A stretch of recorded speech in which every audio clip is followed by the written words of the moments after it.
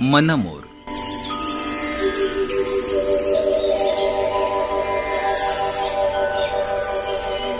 लेखिका आणि संवादिका डॉक्टर वीणा पवार.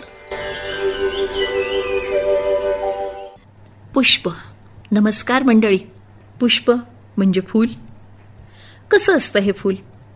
मुलायम कोमल पाकळ्यांचं, त्याचा स्पर्श हवा हवाचा, रंगीबेरंगी असेल तर नेत्रसुख देणारं आणि सुगंधी असेल तर आसमंत दरवून टाकणारं. ते कुठेही जात नसलं तरी वारा त्याचा सुगंध सगळीकडे पसरवून फूल उमलण्याची दवंडी पिटतो. बरं, या पुष्पाला इतकं सगळं इतरांच्यासाठी करताना स्वतःला ते काही मागतंय का? नाहीच. म्हणजे कर्मण्येवाधिकारस्ते मा फलेषु कदाचन हा गीतेचा सार निसर्गात ओतप्रोत भरलेला दिसतोय. आपण मनुष्य प्राणी पण निसर्गाचाच एक भाग आहोत. कसे असतात आपले विचार? मी अमुक केलं तर मला काय मिळेल? हा प्रश्न मनात आधी निर्माण होतो.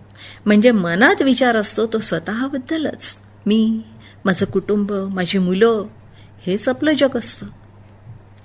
या विचारातच आपण निसर्ग, पृथ्वी, पाणी, आकाश, माती या कशाचा विचार करतो का? खरं तर आपलं शरीर या 5 घटकांनी बनलेलं आहे. त्यालाच पंचमहाभूत असंही म्हणतात. पण आपल्या ऐहिक सुखाचा विचार करत आपण निसर्गाला ओरबाडतो आहोत. आपली ऐहिक सुख मिळवताना त्याचं प्रदूषण करत आहोत. शेती केली तर उत्पन्न वाढवायला अमाप रासायनिक खतं घालून तिचा पोतच खराब झाला. कारखान्यात वेगवेगळी उत्पादनं घेताना सांडपाणी, प्रदूषित पाणी नदीत सोडून पाणी प्रदूषित केलं. काय करत आहोत हे आपण? मग निसर्गात असंतुलन झालं की येतात महापूर. आपली सगळी प्रगती पार रसातळाला पोहोचते.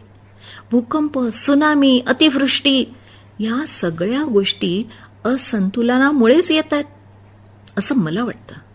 कारण आपण निसर्गातून घेतोय पण परत काहीच देत नाही. जे देतोय ते प्रदूषित. तुम्ही ऐकलं असेल, आपल्या शरीरामध्ये वेगवेगळे हार्मोन्स स्त्रवत असतात. यात सगळ्यात उपयुक्त हार्मोन डोपामाइन, सेरोटोनिन, ऑक्सिटोसिन ही हार्मोन्स आपल्याला आनंदी ठेवतात. पण ही हार्मोन्स शरीरात निर्माण होण्यासाठी आपण चांगलं काम करणं, कोणाला तरी मदत करणं गरजेचं असतं. म्हणूनच गीतेत कर्मण्येवाधिकारस्ते मा फलेषु कदाचन, कर्म करत राहा, फळाची अपेक्षा करू नका असं सांगितलंय. इतरांना मदत करा, त्याची परतफेड तो करेल न करेल याचा विचार करू नका. प्रत्येक गोष्टीत देव पाहण्याची आपली संस्कृती. दगडातही देव पाहते, पाण्यातही पाहते, निसर्गातही पाहते, जळी स्थळी काष्टी पाषाणी.